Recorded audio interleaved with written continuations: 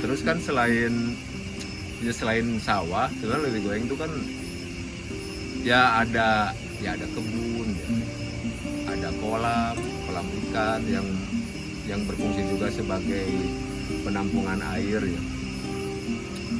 Ya ada rumah, jadi ya sebetulnya si Lewi Goeng sendiri ya sebenarnya rumah lah, kami menyebutnya itu rumah, ya tapi ya dengan berhalaman ya kebun, kolam, sawah yang masih berbatasan dengan hutan lindung bagian Curug Dago yang bagian dari Tahura, di bawahnya masih berbatasan dengan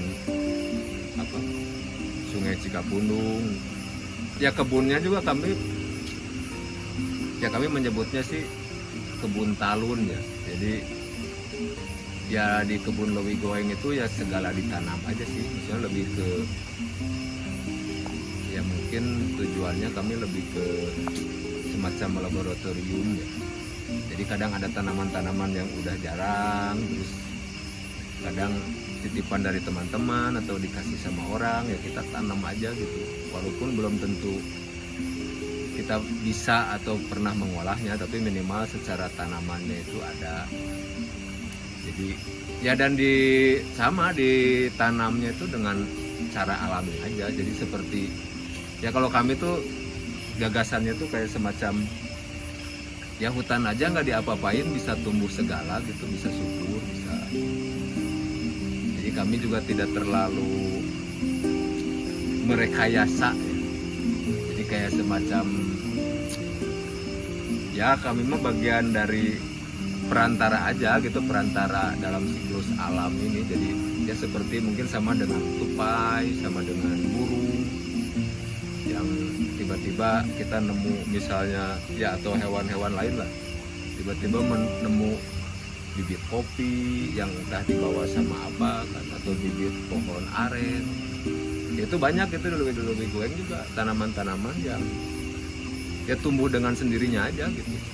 Jadi ya kadang posisinya yang kita pindah, atau kalau misalnya tidak apa-apa lah di situ aja posisinya, ya udah di situ ya kita biarkan di situ. Jadi tidak terlalu dikonsep si kebunnya, juga lebih ke insting aja sih, feeling gitu, kayak wah ini kayaknya di sebelah sini cocok tanam, ya tanam.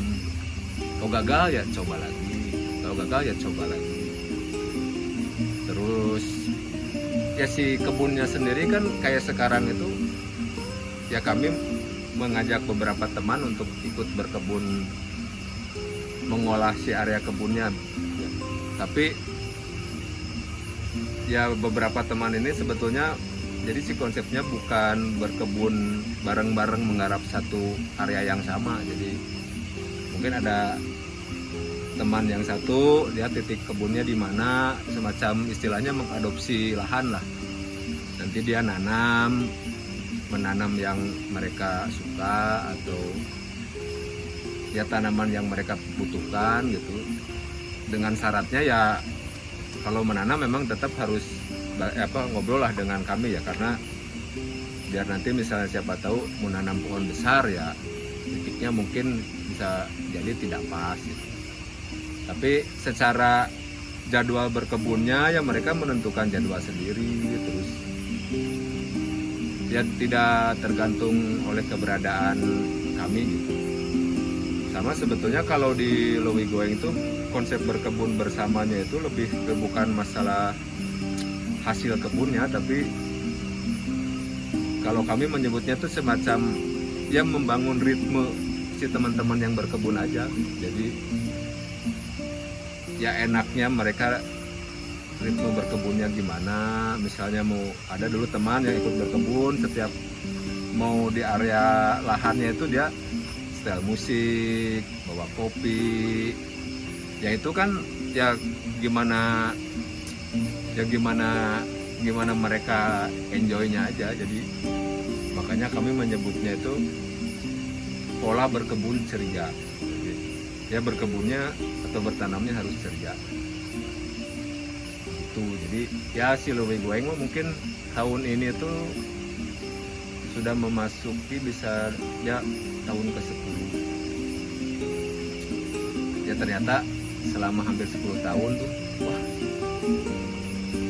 banyak perubahan yang terjadi lah. Pohon-pohon sudah tinggi, sudah, kalau kata Azema, wah sudah semakin seperti hutan si kebunnya. Ya tujuannya memang ya kami ingin hutan lah. Itu apa ya, sama yang menarik itu sebetulnya selama hampir 10 tahun itu ya. Jadi kalau menurut kami tuh ekosistem sepertinya banyak berubah ya. Maksudnya berubah mungkin ke arah yang lebih baik sih kalau menurut kami, karena ada beberapa hewan yang waktu awal-awal kami di sini, maksudnya masih belum dibikin atau dikonsep lah istilahnya ya, jadi kebun talun itu ya. Karena ya si kebun talun itu kan ada area-area yang dibiarkan jadi semak-semak, ada yang dibiarkan ya liar lah. Nah ternyata ada beberapa hewan yang akhirnya kita lihat lagi dan mereka berkembang biak di area si Lewigoeng gitu, seperti misalnya ada kareo itu semacam ayam-ayaman sawah ya. Terus belakangan ini saya sering lihat juga ada burung puyuh.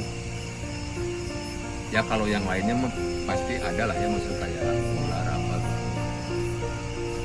Jadi relatif memang kami biarkan aja sih, ada bajing, ada sero, ada care, musang, lasun, ada lasun. Ya dulu mah masih suka ada misalnya orang berburu gitu ya. Tapi kalau sekarang relatif nggak ada sih, karena beberapa kali sama kami juga dikasih tahu gitu kalau di area Lewigoeng mah ya biarin aja, nggak usah diburu gitu si hewan-hewannya. Itu paling apa lagi ya? Ya kolam juga ya, ada beberapa kolam itu fungsinya sebetulnya untuk mengatur air ya, karena kita dapat suplai airnya atau bisa dibilang air irigasinya itu dari pipa PLN ya, PLTA. Jadi dekat area Lewigoeng itu ada pipa PLTA ditanam di bawah. Nah katanya karena dulunya area sini sampai ke arah hampir Cisitu berarti ya, itu sawah semua dan area perkebunan. Jadi sama PLN ini, PLTA Tanggulan, jadi di beberapa titik itu memang dikasih saluran air ya, untuk membantu atau ya mensupport, mendukung si kawasan pertanian dan persawahan. Jadi karena sekarang si areanya relatif sudah habis jadi pemukiman, ya mungkin area kami juga salah satu yang tersisa lah. Sawahnya ya hanya ada di area Lewigoeng, sawah Lewigoeng, sama ke sebelah sana lagi sawah tetangga. Jadi nah setahu kami itu yang titik-titik keluar airnya yang sudah jadi pemukiman itu ditutup sama PLN, karena katanya kalau dikomersialisasikan tidak boleh. Nah kami mah karena mungkin masih jadi area, maksudnya dari area pertanian atau area persawahan, nah kami itu masih diberi akses untuk mendapatkan air dari irigasi PLN itu. Nah si kolam-kolam itu salah satunya untuk menampung air supaya tidak langsung hanya lewat aja dan kembali lagi ke Cikapundung ya. Jadi dibuat mengelilingi area kebun Lewigoeng lah.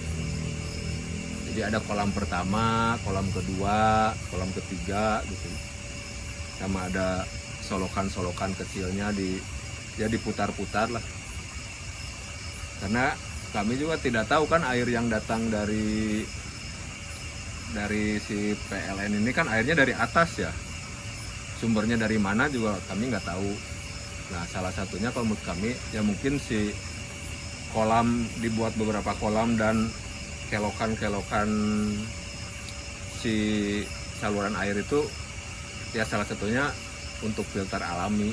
Jadi nanti sampai ke titik sawah, karena nanti kan si airnya sebelum kembali ke Cikapundung itu untuk mengairi sawah ya. Ya mudah-mudahan si pas masuk ke area sawah udah semakin terfilter lah.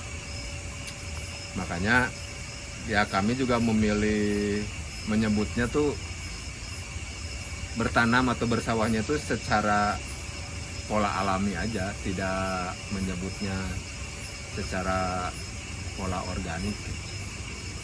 Kalau ke organik mungkin akan jadi panjang lah ceritanya, karena harus ada ini, ada itu, ada ini. Tapi secara penanaman atau perawatannya ya perlakuan alami aja. Tidak banyak direkayasa, tidak banyak dibantu sama pupuk-pupuk buatan pabrik, pupuk-pupuk kimia. Ya, itu juga mungkin yang membuat ekosistemnya jadi lebih hidup lagi ya, maksudnya lebih beragam lagi gitu. Ya banyak berbagai hewan, berbagai begitu paling. Ya itulah sedikit cerita tentang Leuwi Goeng. Yang adalah Leuwi Goeng itu area kalau di sungai itu suka ada area yang tenang dan itu identik dengan dalam. Nah biasanya di bawahnya itu katanya suka ada pusaran air, makanya suka dibilang kalau titik area itu tuh Leuwi. Nah ini katanya dulunya namanya area sini itu Leuwi Goeng, kalau sekarang namanya udah bukan. Nah sama kami coba dipakai lagi aja si areanya, kenapa namanya Leuwi Goeng, mungkin ada beberapa versi, tapi yang apalah kita pakai aja untuk menghargai apresiasi terhadap masa lalu. Begitu. Mas. Yuk.